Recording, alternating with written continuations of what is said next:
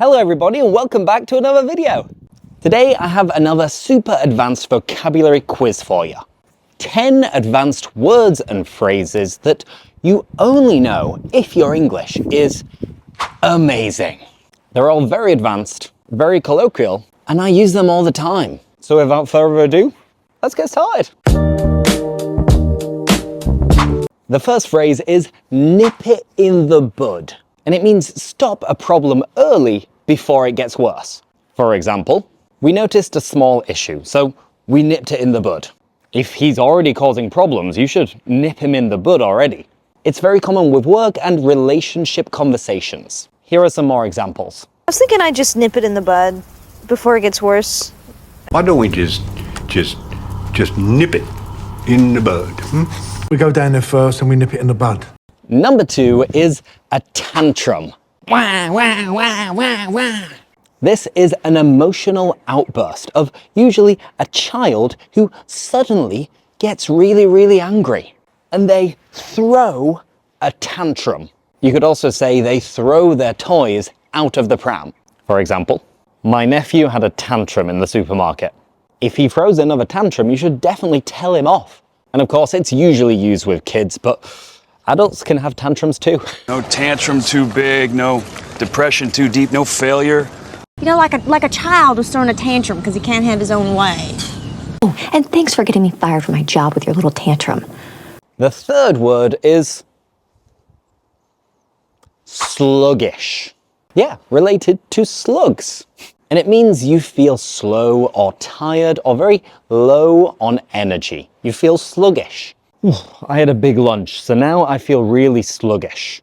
I didn't sleep very well last night. I'm so sluggish today. It's the perfect word to speak about energy or lack of energy and productivity. The ravens are looking a bit sluggish. Keep us sluggish so there won't be an uprising. Are you tired of feeling sluggish? And the fourth word is banter. This word is used a lot in the UK. You have some banter. She has good banter. And it's a way of talking about playful, friendly, teasing, and having fun, usually between friends. There's a lot of banter in my office. I really like her. I have very good banter with her.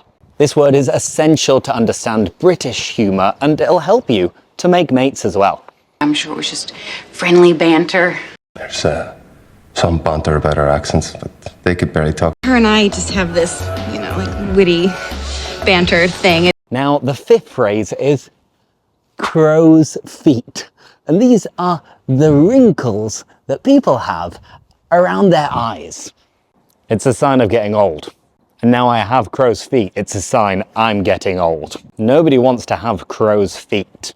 But I guess it's part and parcel of getting old. And what about you?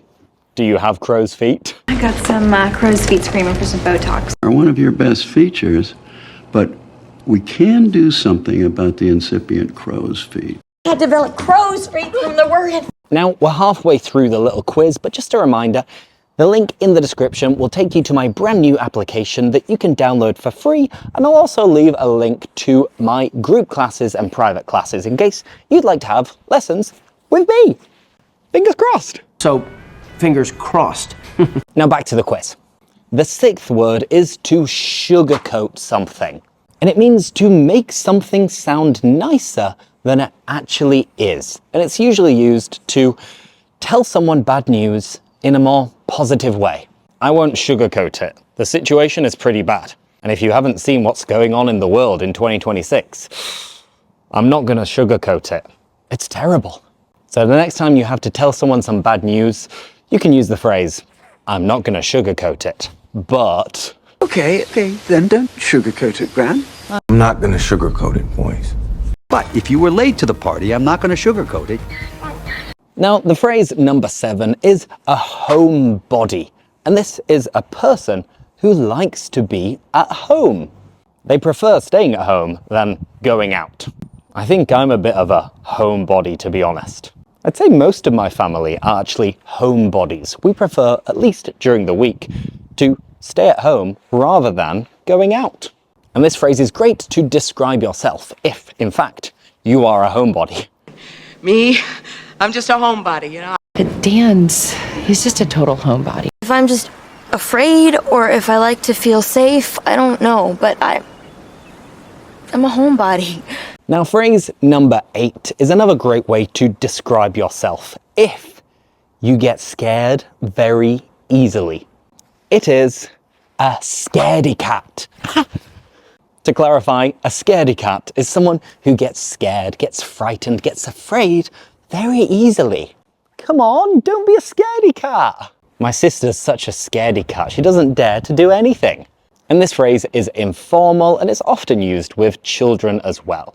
Don't you be a scaredy-cat. Come on, Scaredy-cat, we're almost there. Now you've gone and confused everything because you're a scaredy-cat. The penultimate word, this adjective, is bubbly. And a bubbly person is someone who's cheerful, happy, friendly, and positive. They've probably got good banter. For example, everyone likes my fiancée. She's so bubbly. And genuinely, it's true. My fiancée is bubbly both in English and in Spanish, which is tricky. It's difficult, So